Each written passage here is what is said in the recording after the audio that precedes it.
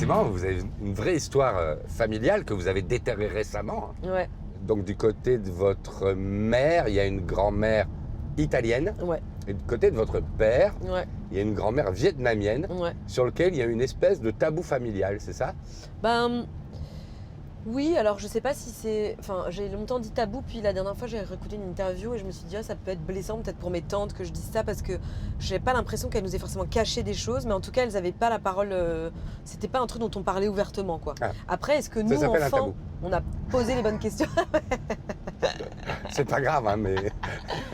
Est-ce qu'on a posé les bonnes questions aussi quand on était plus jeune? Parce qu'en fait, hein, en réalité, jusqu'à un certain moment, tu t'en fous un peu, quoi. Ah J'ai ouais. l'impression que, bon, j'allais voir cette dame, je vivais vraiment l'étage en dessous, je la voyais tout le temps, mais je la comprenais pas. Elle parlait pas français, donc j'avais beaucoup de mal à la comprendre et tout. Et puis en fait, mais restait quand même un héritage très fort déjà physique, parce que moi j'ai quand même un peu des traits asiatiques, ce qui n'est pas du tout le cas de mes frères et sœurs.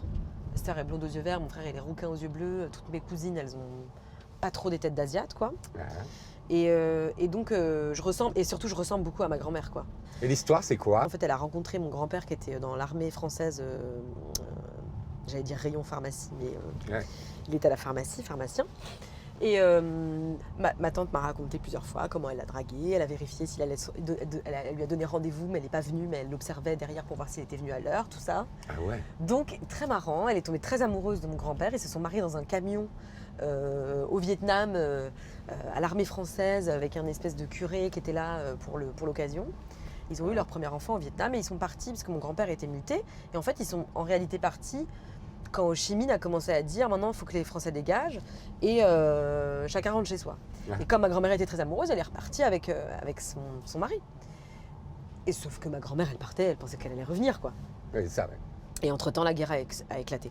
Et donc, l'âge, elle a perdu quasiment tous ses frères et sœurs. Elle a recréé cette famille. Ça a été douloureux pour elle de jamais retourner au Vietnam. Bah oui.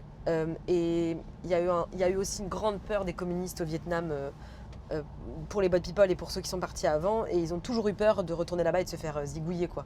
Évidemment. Donc, c'est terrible parce qu'elle, en fait, elle aurait pu y retourner après, mais elle n'y est jamais retournée parce qu'elle avait trop peur de mourir. Et donc je pense qu'il faudrait quand même que j'aille voir si elle a encore ses frères et sœurs, Oui, quoi. ça, ouais. Et j'aimerais bien amener mon père avec moi, mais ça demande un peu de temps parce que j'aimerais bien le filmer, j'aimerais bien essayer de le construire, ce truc-là. Donc, Ah oui, carrément. de le filmer même pour nous, hein. Je parle pas Mm. forcément de le faire dans un docu exposé aux autres et tout, mais en tout cas pour un peu... En fait, je pense qu'on porte quand même... Ça, je crois très fort au truc qu'on porte et on sait pas quoi. C'est sûr, C'est quoi. probable, hein. Donc quand même, eux, ils ont eu une vie voilà, où ils ne savaient pas du tout ce que leur mère avait vécu au Vietnam. Et mon père y est retourné quand elle était encore vivante. Et c'est le seul de ses enfants qui y est retourné pendant qu'elle était vivante. Et c'est marrant parce qu'on habitait au 6e étage d'un HLM et ma grand-mère habitait au 3e à Mulhouse, là. Et en gros, ou au 2e, je crois, 3e ma tante, mon père au 6e. Et on se faisait passer, elle faisait à manger. Dans l'ascenseur, elle nous envoyait des trucs. Oh, bien. Et elle ne monte, la règle c'était qu'elle ne montait jamais. On vous voyait ma grand-mère, on la faisait jamais se déplacer et tout, donc on descendait.